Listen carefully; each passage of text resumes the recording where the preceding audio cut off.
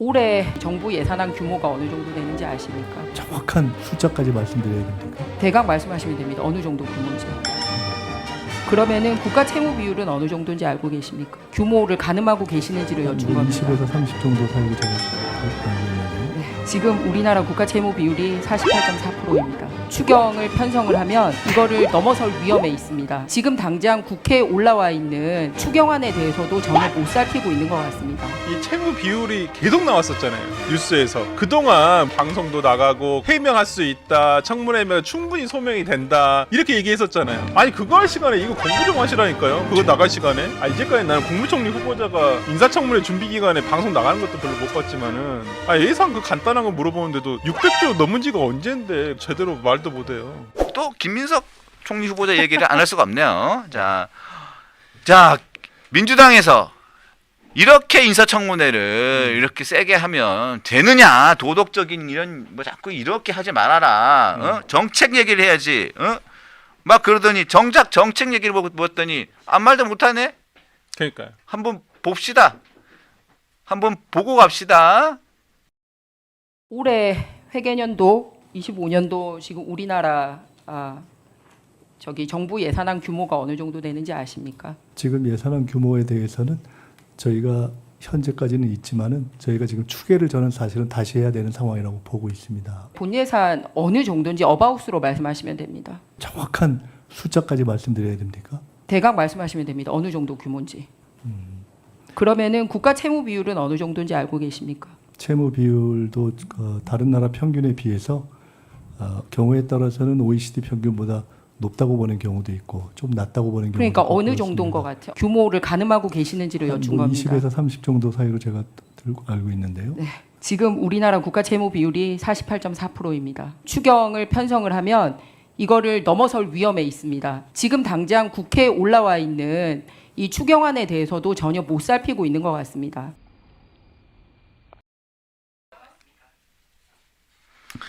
자, 솔직히 말씀드려서 이런 표현까지 하고 싶지 않지만 한심하기 그지 없습니다. 정말로. 저는 딱 제목 뽑았어요. 네. 진짜 김민석은 안 되겠다. 네, 진짜 한심하기 그지 없습니다. 아니 정말로 아니 정책 청문회 실력 있는 총리가 되게 물어보라면서요. 정책적인 거. 정책적인 걸 하자면서요. 근데 가장 기본 아닙니까? 국무총리가 어떻게 우리나라 1년 예산이 얼마가 되는지 예산에 대한 채무 비율을 몰라. 채무 비율 몰라도 돼요. 내가 그것까지는 양보할게요. 네. 1년 예산이 얼마인지는 최소한 600조 정도는 600조 정도가 됩니다. 이 정도는 나와야 되는 거 아니에요? 656조 뭐 이렇게 안 나와도 돼요. 네. 그렇잖아요. 그렇죠. 600조는 됩니다. 이렇게 나와야지. 아니 그러면 이재명 대통령이 옆에서 이런 거 열심히 공부하고 계실 때 옆에서 뭐 하신 거예요 도대체? 수석 최고위원으로서 계속 이 부분이 계속 관심을 끌었을 수밖에 없는 건 이재명 대통령이 지금 추경해가지고 지역화폐 예산으로 한다고 했었을 때 야당에서 가장 비판을 하고 재정 건전성에 대해서 가장 비판을 하고 나왔을 때 이 채무 비율이 계속 나왔었잖아요. 뉴스에서 이거 48.8% 뭐 8%다. 이거 이번 추경 짜면 49% 넘어간다. 이거 곧 있으면 50% 넘어간다. 야 이거는 너무 심한 거 아니냐. 재정 건전성은 어떻게 해야 되는 것이냐. 이런 부분을 계속 얘기하고 있을 때 혼자 뭐 하셨어요? 그리고 또 말장난해 말장난. 예산안 규모에 대해서는 저희가 현재까지는 있지만 저희가 지금 추계를 사실은 다시 해야 되는 여기 추계가 왜 나오냐고요. 추계는 세금을 얘기할 때 추계가 나오는 거예요. 세금 얘기하는 추계가 여기 왜 나오냐고요. 예산하고 추계가 예산하고 세금하고 뭐 이게 무슨 개념 자체가 다른 얘기인데 뭘 아는 척 하려고 또 추경 어디서 들은 게 있어요. 그러니까 대충 얼버무려서 넘어가려고. 아니 어저께 김민석 후보자의 어떤 그 청문회에서의 발언 태도를 보면 마치 본인은 언성을 높이지 않으면서 그냥 조곤조곤하게 얘기하면서 자기는 당황하지 않고 있다라는 것을 어떻게 좀 보이려고 한 것은 아니까 너무 보이는 것만 신경 쓰고 있다. 저는 어저께 김민석 후보자의 전체적인 태도는 그냥 보이는 것만 지금 신경을 쓰고 계시고 진짜 다 한심했던 건 그동안 무슨 뭐 소위 말하는 진보 진영 유튜버들 나왔잖아요. 유튜브에 네. 스스로 나가고 방송도 나가고 그래서 뭐 해명할 수 있다. 청문회면 충분히 소명이 된다. 이렇게 얘기했었잖아요. 아니 그거 할 시간에 이거 공부 좀 하시라니까요. 그거 나갈 시간에. 제 얘기도 그 얘기입니다. 유튜브 나가고 방송 자진 출연 자리내에서 나갈 시간에 이제까지 나는 국무총리 후보자가 인사청문회 준비 기간에 방송 나가는 것도 별로 못 봤지만은 그 나가가지고 그럴 시간에 있으면 본인 어떤 티끌을 숨기려고 하지 마시고 그럴 시간에 공부 좀 하시라고요. 아 예산 그 간단한 거 물어보는데도 600조 넘은 지가 언젠데 그걸 제대로 말도 못해요. 우리 집 둘째가 초등학교 5학년인데요. 이 친구도 알아요. 우리나라 예산이 600조가 넘는 걸 그럼요. 넘는다는 걸 네. 알아요. 곧 있으면 이제 700조 시대를 열어가는데 네. 아니 진짜 웃긴 게 이걸 모르고 있으면 트럼프 대통령이 얼마 전에 그랬잖아요. 너희 국가 예산의 몇 프로를 아니면 GDP의 몇 프로를 국방비 국방비로 써라 그러면 도대체 국무총리 머릿속에서는 도대체 이게 얼마로 계산돼 있는 거예요? 그러니까 우리나라 예산이 얼마지? 우리나라 예산이 얼마고 300조인가? GDP가 얼마지? 200조인가? 막 이러고 있으면 아 그러면 오케이 5% 막 이러면 그러니까요. 어떻게 할 거냐고. 답답한 정말 정책적인 겁니다. 인신에 대한 비난이라든지 개인에 대한 비난이 아니라 정책적인 거. 정책적인 거지. 아니 그 뭐냐면요. 이제 저희가 이렇게 조롱하거나 이렇게 하는 건 제가 좀 약간 좀 이렇게 업이 돼가지고 그렇게 너무 하는 건데 그래요. 진짜 보시는 분들에 따라 가지고 쟤는 왜 저렇게 조롱하고 비아냥거리냐라고 생각하실 수도 있어요. 근데 그 부분은 제가 좀 조심하겠습니다만은 왜냐하면 총리 후보자가 그리고 또 민주당에서 계속 그런 얘기 하잖아요. 인사청문회 좀 바꿔야 된다. 도덕적이다. 뭐 이런 건 부분은 좀 비공개로 하고 정책적인 걸 좀 하자라고 계속 강조를 계속 해오고 있지 않습니까? 이재명 대통령도 그런 얘기를 했고 그래서 청문회를 좀 바꿔야 된다. 그래서 진짜 필요한 인재들이 청문회 때문에 이 청문회가 싫어서 공직에 안 나오려고 한다. 그런 얘기를 계속 하고 있기 때문에 그러면 정말로 정책 실력 이런 것들을 보여줘야 되지 않습니까? 준비를 해야 될 거 아니에요. 그런데 가장 기본적인 이거 다른 것부터 1년 예산도 모르는 무슨 다른 사람이 것부터. 뭘 네. 준비가 돼 있다는 얘기입니까? 그러니까 어제 아마 많은 국민들께서 어제 청문회를 보고 난 다음에 생각 드시는 게 어이가 없다. 정말 어이가 없네. 진짜 이 생각이 들었고 혀를 끌끌 차셨을 것 같아요. 아유, 저런 사람이 총리 후보자라고 앉아 있는 걸 보면 참 날샜다 날샜어 이런 생각하지 않으셨을까라는 생각이 좀 들고 아니 진짜 좀 좋은 점이 있으면 그래도 좀 그 칭찬을 하려고 저는 긍정적인 평가를 하려고 웬만하면 그렇게 생각을 하는데도 불구하고 어제 청문회는 눈을 씻고 봐도 정말 칭찬해줄 부분이라고는 일도 없었다. 라는 생각이 든 거 진짜 민주당 의원들은 어떻게 하면 청문회를 파토내 보려고 지금 작정을 하고 아예 작심을 하고 들어왔더라고요. 맞아요. 내가 이거 질문해 가지고는 이게 답이 안 나오니까 오히려 주진 의원 공격하거나 아니면 그 외적인 태도로 고성 지르거나 이런 약간 파토내려고 아예 그냥 작정하고 들어왔구나라는 생각이 좀 들어서 물론 여야가 바뀌면 항상 그러긴 합니다만은 좀 어제는 좀 정도가 좀 심했다. 너무 의도가 눈에 빤히 보이더라라는 생각이 좀 들어서 너무 아쉽다는 생각이 좀 들었습니다. 그리고 해명 하나하나가 속 시원한 게 하나도 없었어요. 네, 속 시원한 게.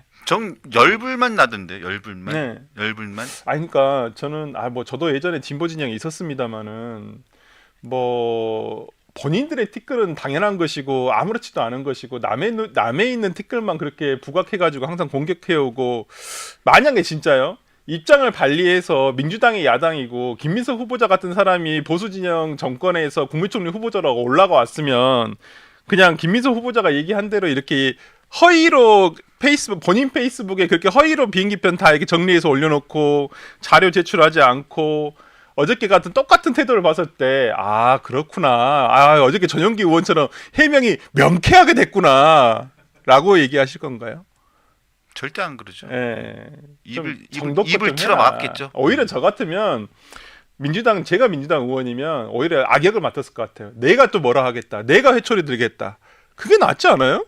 원래 남의 옆집 아저씨한테 쓴소리 듣는 것보다 우리 집 아빠가 차라리 나한테 욕하는 게 더 나아요. 오히려 옆집 아저씨가 그러면 더 기분 나쁘지. 근데 민주당 의원들은 그런 것도 몰라. 설 변호사님이 그렇게 건전한 생식을 갖고 있기 때문에 그래서 거기서 여기 있는 거예요. 그런가요? 아세요? 맞아. 나 제정신이었어. 이제 아셨어요. 그랬네요. 참나. 진짜. 아유. 하여튼 좀 그랬습니다. 여러분. 좋아요가 지금 부족하다니까. 네, 좋아요 부탁드리고요. 그리고요. 자, 저는 어제 박선원 의원의 또 진짜? 감동했어요. 진짜. 청문회 도중에 성경책도 꺼내가지고 마태복음 6장 34절 제가 되게 좋아하는 건데 내일을 위해 염려하지 말라. 이게 굉장히 중요한 내용인데 김민석 후보자가 엄청난 역경을 이기면서 이 말씀을 몇 번이나 되새겼을까 생각했다면서 야 마태복음 6장 34절을 이렇게 수차례 반복하면서 외우시더라고요. 자 그런데 우리 이 박선원 의원님이 어제 사실 금도를 깼어요. 네.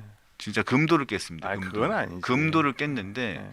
제가 주진우 의원하고 제가 개인적으로 친구 관계라서 그런 게 아니라 그런 관계를 떠나서 이거는 국회 품격의 문제고 그 국회 의원들 간에 이 금도가 있어요. 아니 그런 그 동료 의식이라고는 찾아볼 수가 없더라고. 눈꽃만큼도 없는 사람 같아요. 한번 들어보시죠. 이재명 대통령과 김민석 총리 후보자 두 분 다 군 복무한 적은 전혀 없어요. 그렇죠? 윤석열의 부동시 그리고 어떤 분은 급성 간염으로 군대 면제받고 이런 분도 계시지만 3년 세월을 옥고를 치르면서 병역을 대신했다. 박선원 의원이 지금 언급한 것은 타인의 질병에 대해서 언급을 한 거예요. 저는 고등학교부터 질병 알아서 지금까지 치료받고 있습니다. 아무도 몰랐다고 박선원 의원 모르고 얘기한 거예요? 제 얘기를 언급하신 거죠? 아닙니까? 이거 사과해야 될 사안이고요. 타인의 질병에 대해서 아무리 국회의 품격이 떨어져도 남이 치료받고 있는 내용에 대해서 그렇게 할 수가 없는 겁니다. 박선원 의원님 사과할 필요가 있으면 사과하시기 바랍니다. 사과할 필요가 없다고 봅니다.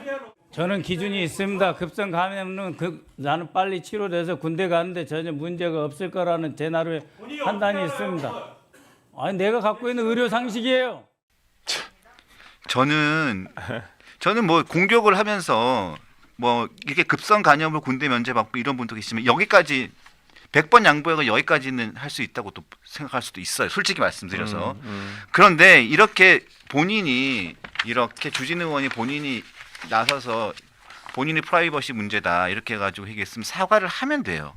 그렇지 않습니까? 아니 근데 박선원 의원이 원래 뭐 이전부터도 저렇게 오만하고 정말 오만방자한 태도를 많이 보여왔기 근데 사과할 때문에. 필요가 없다. 급성 간염은 빨리 치료돼서 본인이 의사예요? 군대 가는데 전혀 문제가 없으면 내 나름의 판단이 있다. 내가 갖고 있는 의료 상식이다 누가 하면서 국정원 그냥 출신이라고 완전히 했다고. 그냥 사람을 완전히 이상한 사람으로 뭐라 아니 그러잖아요. 그러니까 이 사람이 국정원 출신이라 그런지 약간 음습해 내가 봤을 때. 근데 박선원 의원 이 사람도 군대 안 갔어요. 아 맞아 맞아 징역 아니 이분은 또 뭐 운동권 하지 않으셨나요? 운동권이라 수영 때문에 안 갔는데 예. 그렇게 따지고 보면요 민주당 내에 군대 안 간 분들 되게 많아요. 그렇게 따지면 한민수 대변인 하는 그분도 아 맞네. 시력으로 면제받고 라식 수술하고 지금 안경 안 쓰잖아요. 근데 똑같아요. 저는 시력으로 면제받았는데 라식 수술하고 좀 군대 갔다 왔거든요. 40개월. 그러면 저는 떳떳하죠. 그렇게 하면 한민수 의원은 박선원 의원의 기준으로 보면 자당에 있는 한민수 대변인 한민수 의원 지금이라도 군대 갔다 와야죠. 왜냐하면 시력으로 면제받았는데 라식 수술하고 지금 안경 안 쓰고 다니잖아요. 왜 주진우 의원은 급성 간염으로 군대 면제받았는데 지금 와가지고 자기의 의학 상식으로 보면 급성 간염은 빨리 치료돼서 군대 가는데 전혀 문제가 없다고. 그러면 한민수 의원은 라식 수술 다 해가지고 지금 안경 안 쓰고 있으면 지금이라도 군대 가야죠. 그렇지 않습니까? 박선원 의원의 그러니까 그런 논리라면?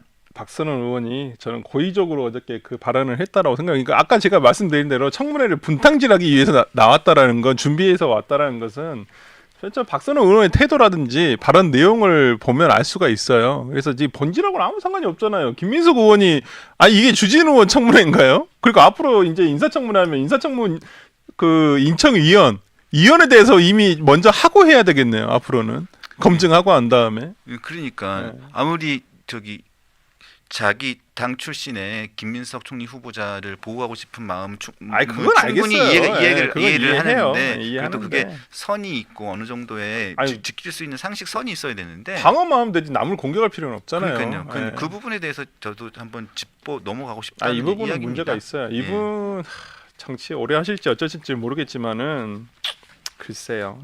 그렇게 남의 아픈 곳을 콕콕 찔러가면서 저 오래 하신 분은 많이 못 봤습니다. 좀 안타깝습니다. 네. 매우 안타깝고 굳이 저렇게 할 필요가 있을까? 없죠. 굳이 할 필요는 없죠. 왜 의상할 일을 해? 굳이. 저도 괜히 또 흥분해가지고 음. 관련 없는 한민수 의원을 꺼냈네요. 한민수 의원은 또 대학 선배시기도 한데 사실 또 죄송합니다. 언론계에 계셨으니까. 언론계 선배시고 네. 대학 선배시기도 하신데 죄송합니다. 네.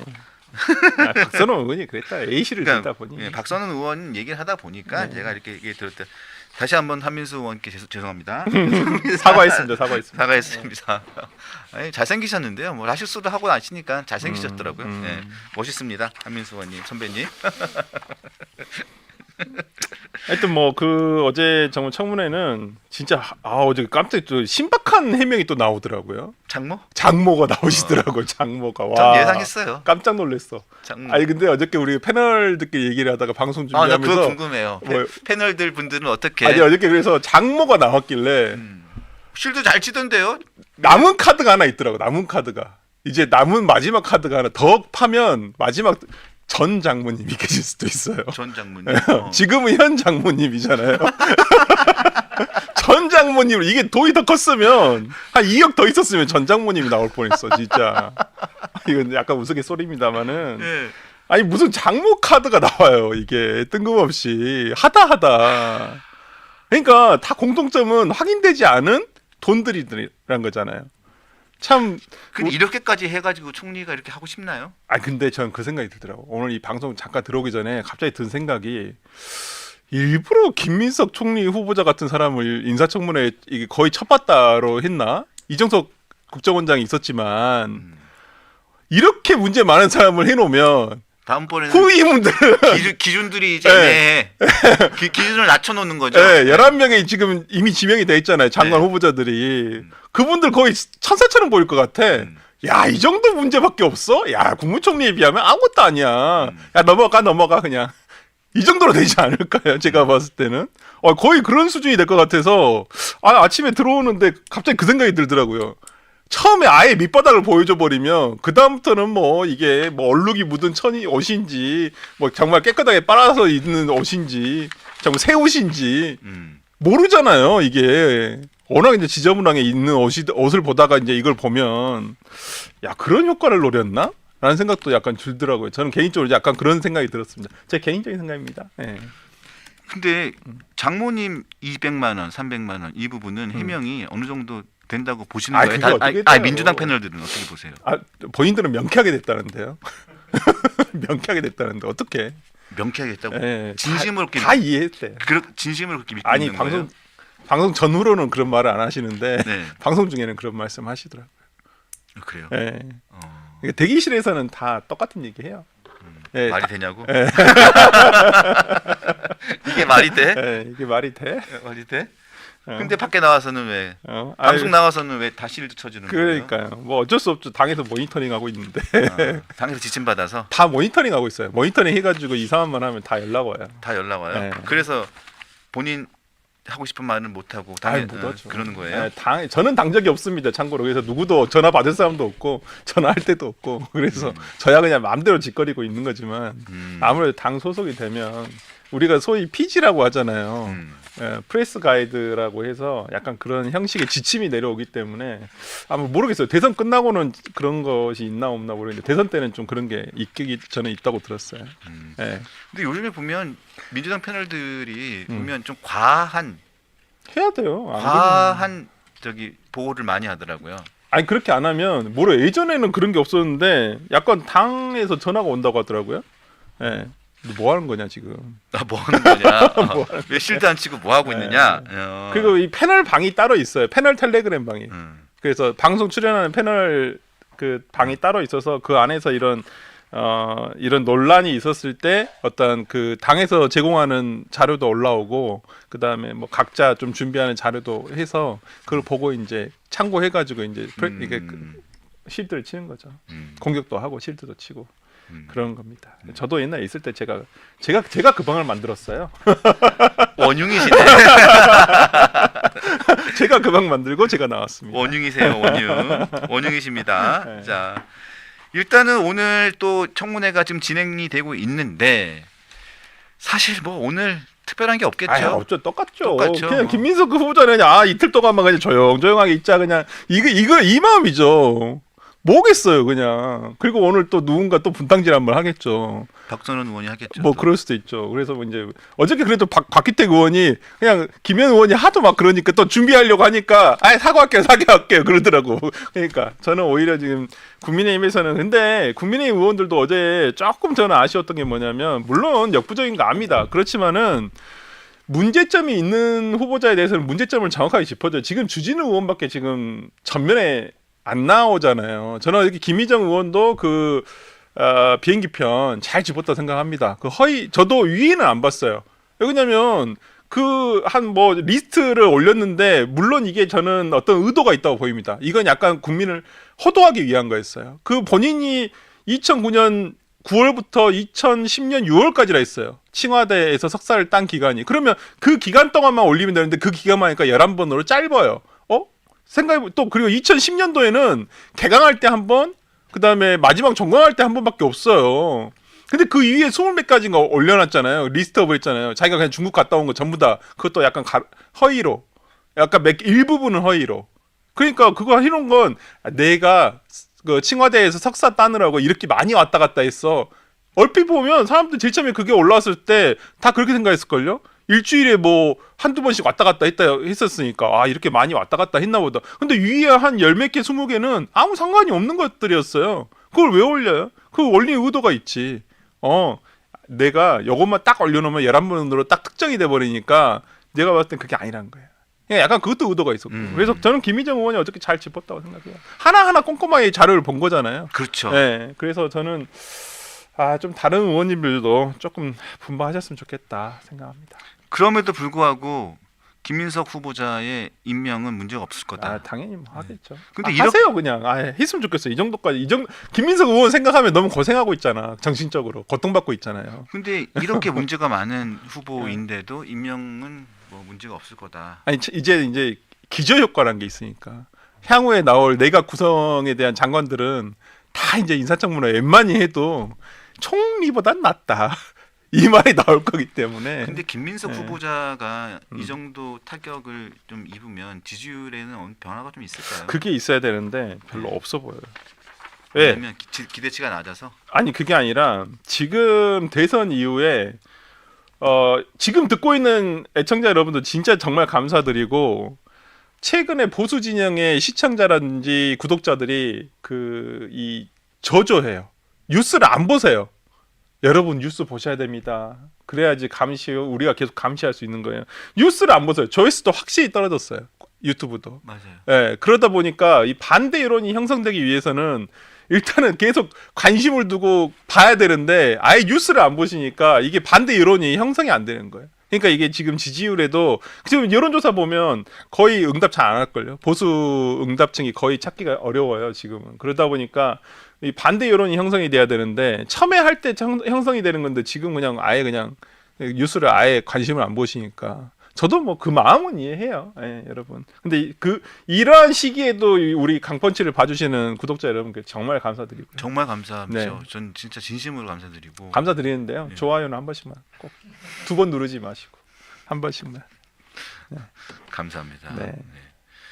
자, 하여튼 오늘도 시간이 벌써. 김민석 후보자 총리 이거 말도 별로 못했는데? 이어지고 있고요. 네. 그다음에 조현 외교부 장관 후보자 여기 부인의 땅 투기 10억 차이. 땅 투기 얘기가 좀 되고 있죠. 이거 문제가 될 것 같아요. 이거는. 문제가 되는데 우리 총리 생각하면 이 정도야 뭐.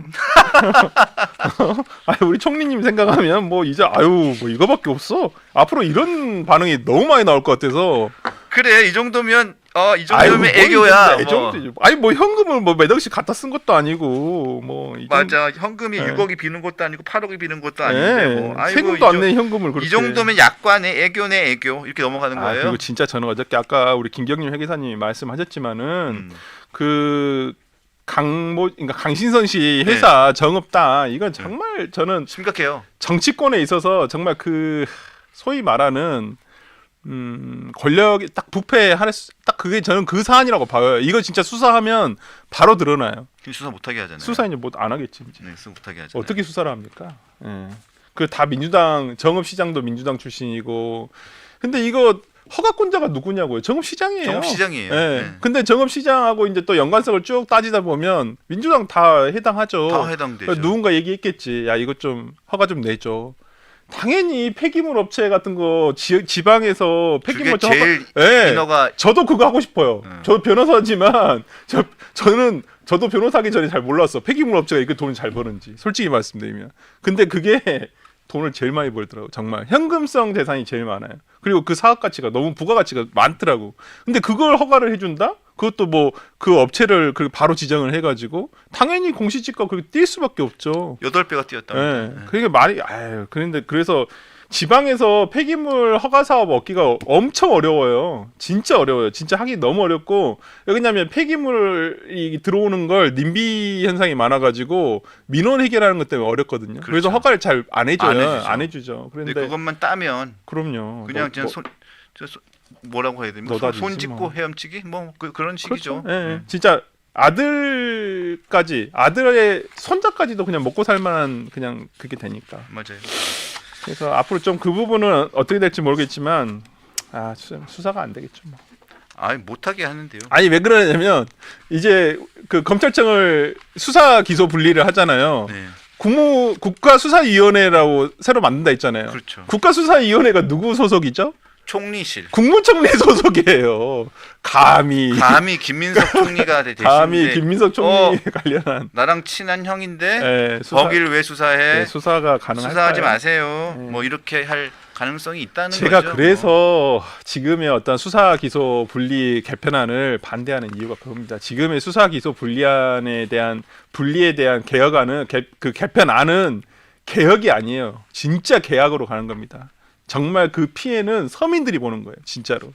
저는 그래서 반대를 하는 거예요. 그렇습니다. 맞습니다. 자, 그런데 추진이 되겠죠. 될 거기 때문에 그게 참 큰일입니다. 네. 그리고 몇 번 말씀드렸지만 국가수사위원회가 설치가 되면 저는 가장 걱정스러운 게 국민들이에요. 국민들이 일반 사건들은 계속 지연될 것이고 국민들은 피해를 계속 볼 겁니다. 그리고 또 여러 가지로 있어서 무혐의 처분난 사건에 대해서 항소라든가 뭐 제기 이런 부분들은 계속 지연될 거고 계속 피해 계속 보는 거예요. 그러니까. 예. 왜냐하면 이제 검찰이 뭐 할 수가 없잖아요. 뭘 할 수가 없잖아요. 그럼 경찰은 계속 사건 그냥 안 돼요. 안- 네. 계속- 진짜 아니 제가 변호사로서 지금도 사건이 너무 늘어져요, 솔직히. 그래서 진짜 물론 변호를 하는 제 입장도 답답하고 왜냐면 사건이 빨리 뭐 이게 뭐 기소가 되든 뭐가 되든 어떤 처분이 되든 빨리 끝나야 되는데 어떤 사건 지금 3년째 하고 있어요. 그렇죠. 예, 경찰에 3년째 있어. 경찰에 도대체 이거 언제 끝나는 거야? 물어보면 수사 중이래.